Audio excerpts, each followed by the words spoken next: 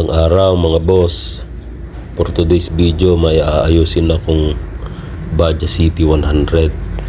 Reklamo ng may-ari, mahina daw humatak at namamatay.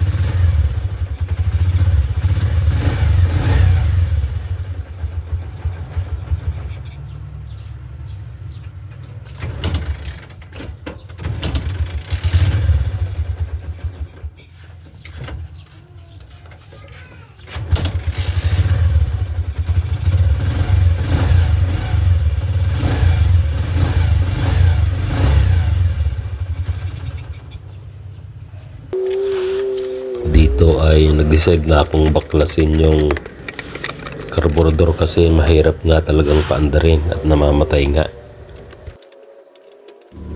Sa pagbaklas mga boss, ang kailangan lang dyan ay llabe na number 8. Kailangan din ng screwdriver para pangluwag ng clamp papuntang air filter.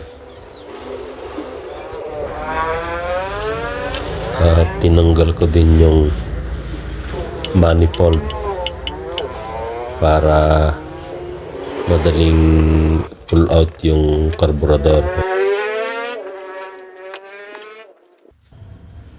Sa pagbaklas ng carburetor, gamit pa rin ang screwdriver, luwagan lang ang dalawang tornilyo.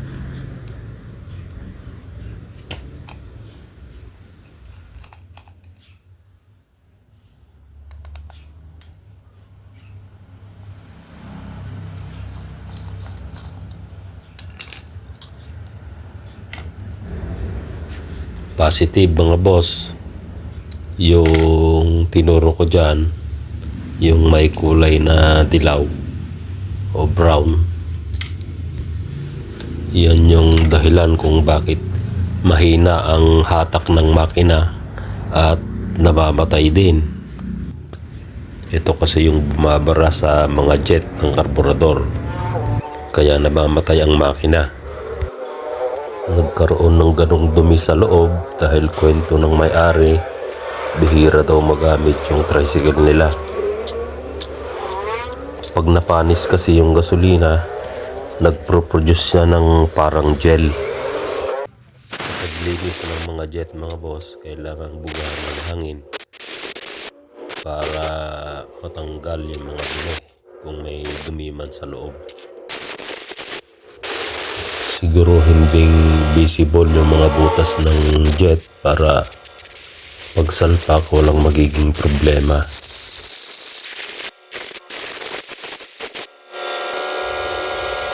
Kailangan din nating linisin ang air fuel screw, kaya tanggalin ito kasama ng spring, washer at o-ring.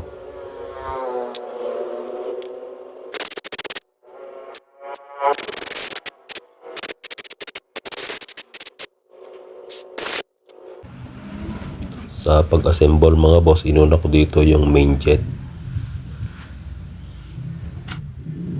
Sumunod ay yung idle jet. Siguraduhin lang na mahigpitan ng tama mga boss. Kasunod nito ay yung floater at floater valve. Sumunod yung pin. Ayan, at tatakpan na natin mga boss. Kasunod ng dalawang tornilyo at higpitan na rin.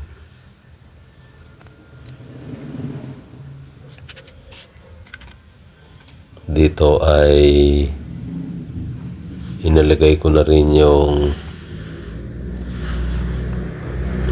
air fuel screw. Kailangan dito mauna yung spring, sumunod yung washer, mahuhuli yung o-ring.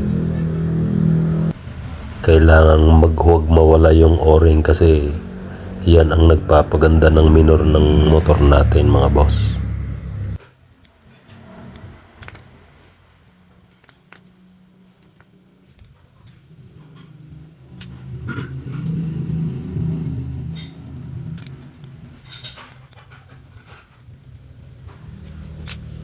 Dito ay inalis ko ulit yung idle screw kasi para i-check kung nakasalpak, tama ba ang salpak ng washer at saka yung o-ring.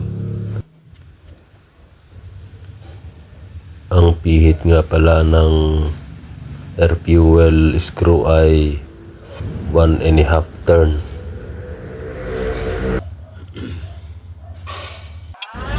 Dito ay nag-drain din ako ng gasolina para i-check kung may madumi yung strainer ng fuel cap.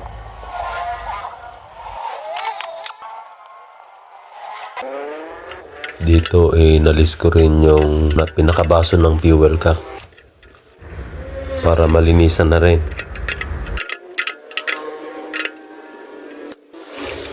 Sa pagtanggal ng fuel cap, gumamit ako dito ng llabe na number 10.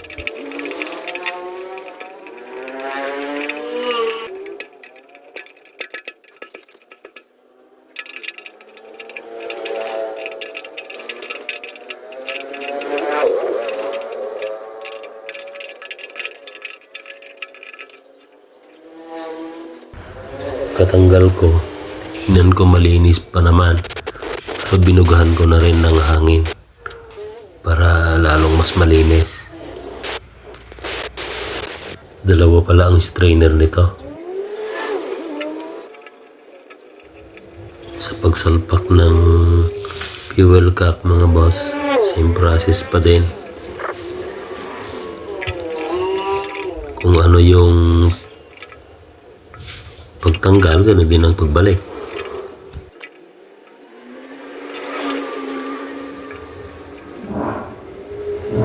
Ayan, tapos na.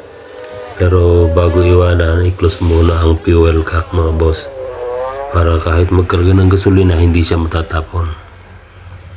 Ayan. Sumunod na ikakabit ko ngayon yung carburetor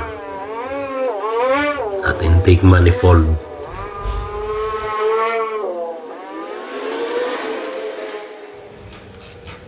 Ang pinakahuli ay yung fuel hose. Huwag din kalimutang ilagay ang clamp ng hose para mas maganda ang kapit. Dito ay kinarga ko na rin ng gasolina. Sinubukan ko din kung malakas ang tulo ng gasolina.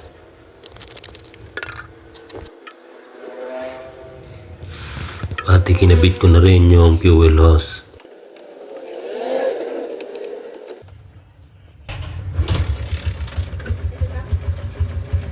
Putay mo na.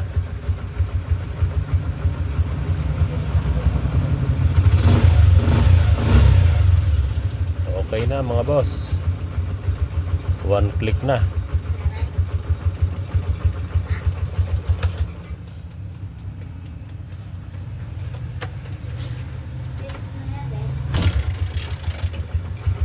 Okay. Okay na, mga boss.